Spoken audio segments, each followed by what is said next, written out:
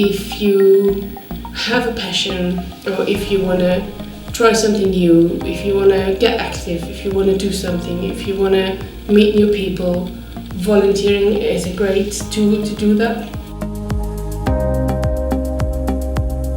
Young people should volunteer for their career and for gain work experience, build their CV, and it's a really good way for them to kind of try before they buy, to see whether the sector suits them.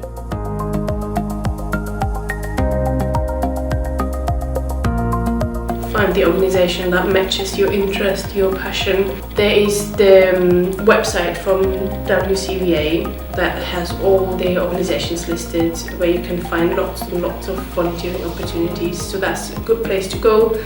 But also have a look in your local community, see what's there. There's always something you can help with.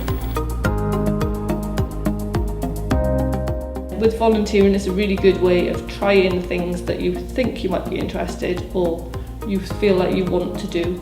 So when you come into an organisation, you're not expected to know everything, you're not expected to be fully trained. There's lots of support. It's not meant to be anything difficult. It's also really good to give something back to the community and have that really nice feeling. I enabled somebody to feel less isolated, to feel less lonely, to feel a bit more part of the community.